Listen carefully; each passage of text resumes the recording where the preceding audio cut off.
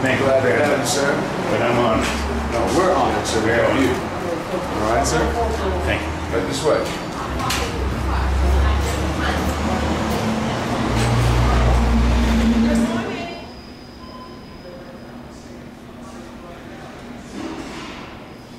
Right.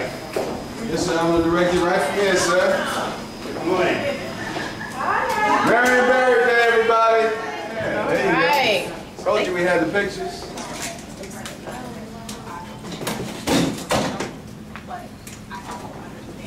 Oh my God.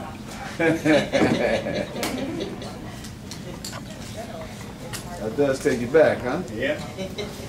Way back.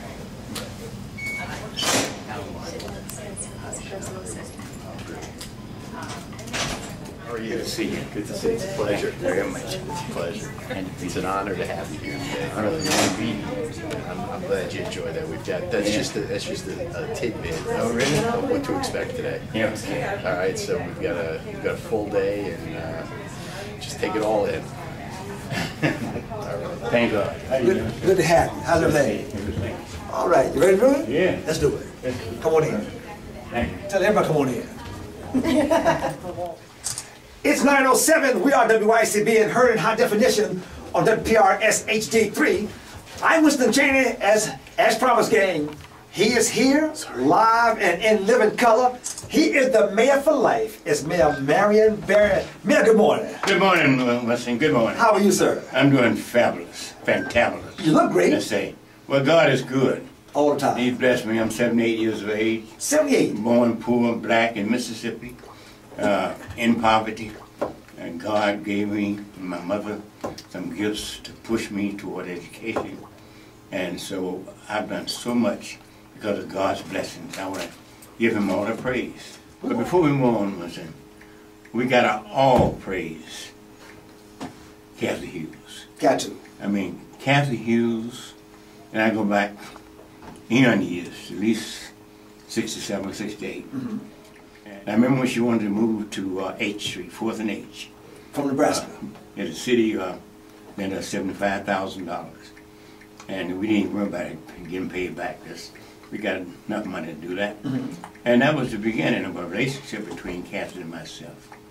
And she has just been, she and Alfred have just been tenacious in becoming the #1 stations Black-owned company in the world. Can you mean that? In the world. The world. Black-owned company in the world. I don't think we can say too much about Kathy Hughes. One thing about Kathy Hughes, she has never forgotten where she came from.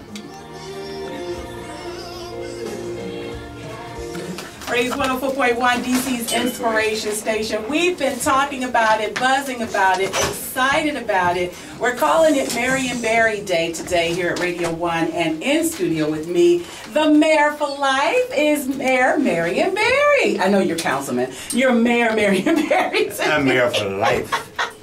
You know? I love that. I love that. Sure, first of all, let me thank you for your service and thank Praise for allowing us to be here, Radio 1, and to give all praises to Kathy Hughes. Yeah. Kathy, see, if you give love out, you get love back. That's right. If you give service out, you get service back. If you give prayers out, you get prayers back. And that's what happened to me. I was very ill earlier this year. Had a blood infection. I couldn't walk. I couldn't turn over in the bed. I couldn't do anything. And it takes about a third of the people out of here. And God saw fit to bring me back with the prayers of the people, good doctors. Back, I'm about 80%.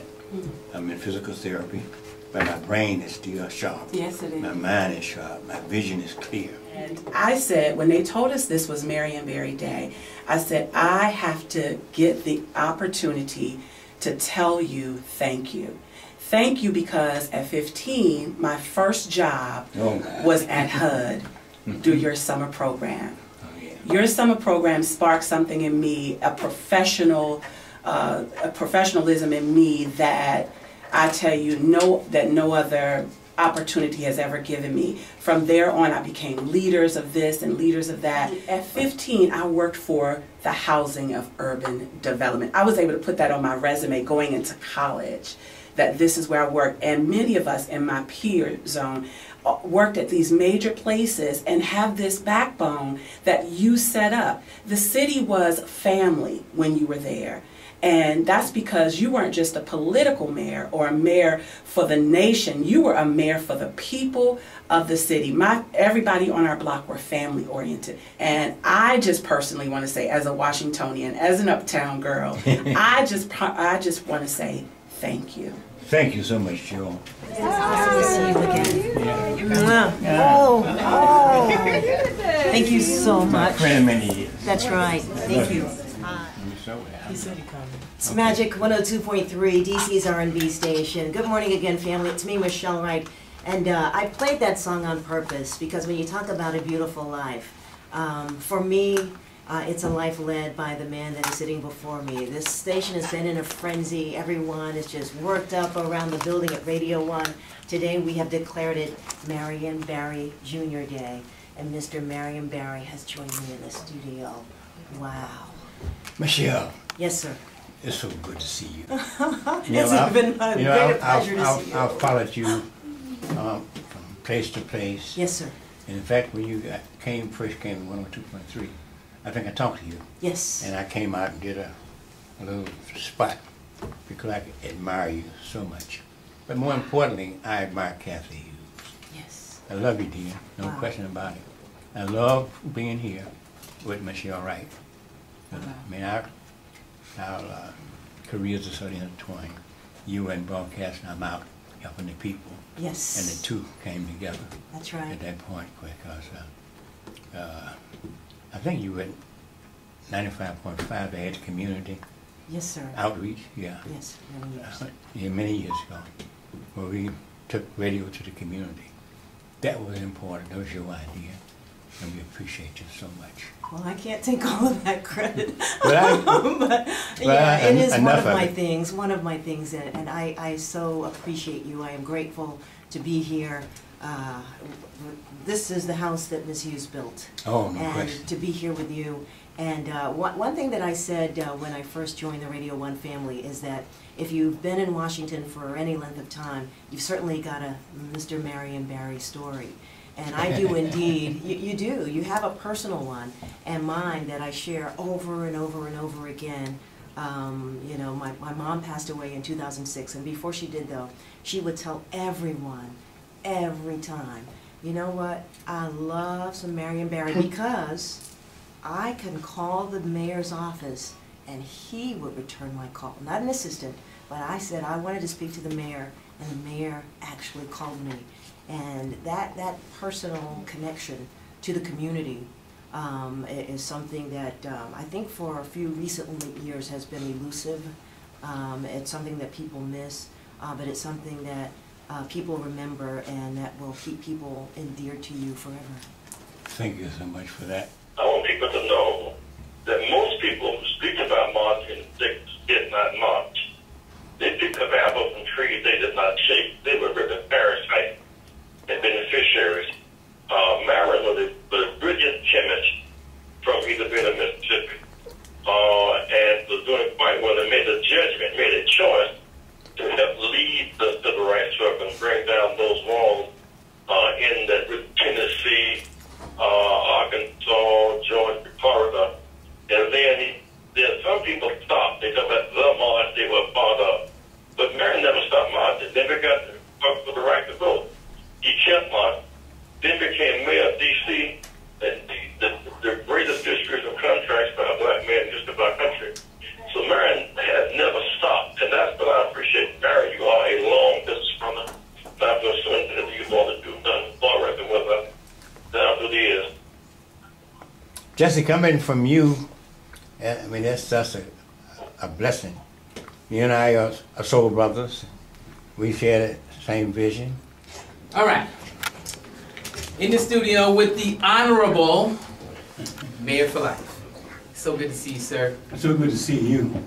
You know, we go back so many years. Yes, we do. Out in the community, with this basketball game at Howard University. Yes, sir. Yes, sir. Union Temple, of course. Shout out to. Yeah, we just had so many experiences. Yes. And you have always been community minded.